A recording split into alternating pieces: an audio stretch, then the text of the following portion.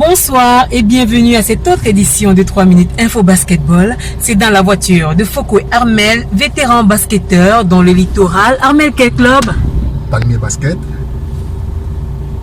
Chicam, Beto Basketball. Ouh en bref, c'est un vétéran. Allez, 3 minutes Info Basketball, démarrage. Maître du game. Mon là c'est par-dessus le virtuel, mais sur scène que je déchire le game. 237.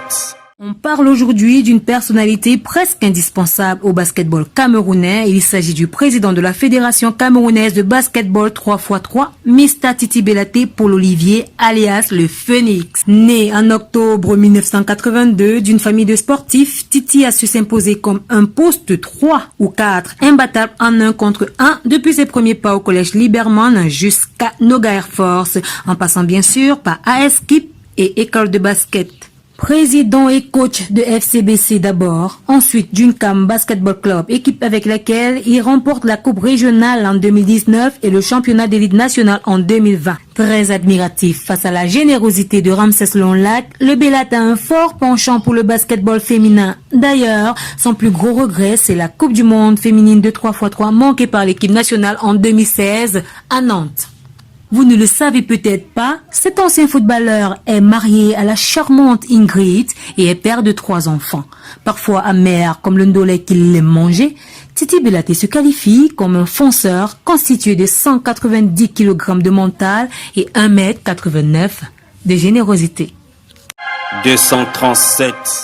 Aucun Camerounais dans le top 10 FIBA des meilleurs joueurs africains de la décennie. La Fédération internationale de basketball a récemment publié une liste de joueurs qui ont eu un certain impact en club comme en sélection. Mais quand on fouille bien au-delà de ce top 10, fortement dominé par les Tunisiens, on retrouve Zeli Jérémy, le Camerounais qui évolue depuis 2 ans avec la SIG Strasbourg.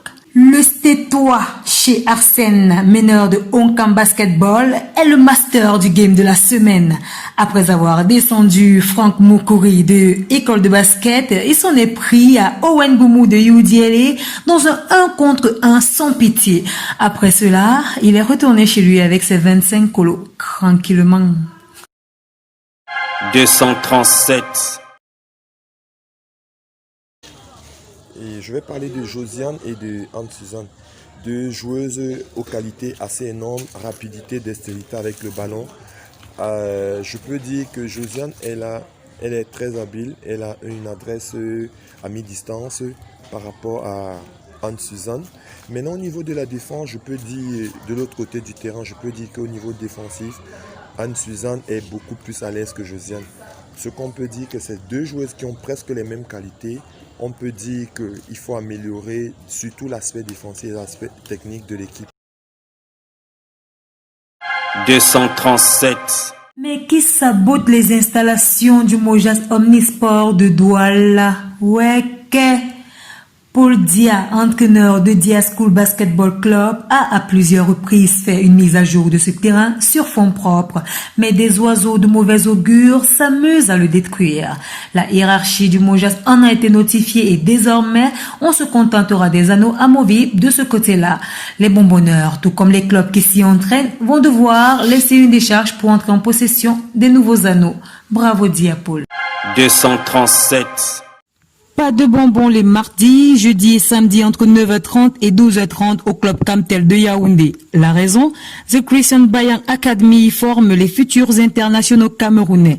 Déjà 47 récipiendaires en 1 mois d'existence, encadrés par de grosses pointures de la balle orange, notamment Eyabi Melvin, Nkoalema Pascal et l'entraîneur et officiel qu'on aime tous, Monsieur Yombi Parfait alias Sexy.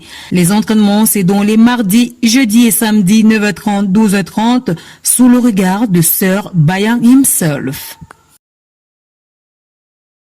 Tu prends déjà quoi l'info? Attends, j'ajoute le piment.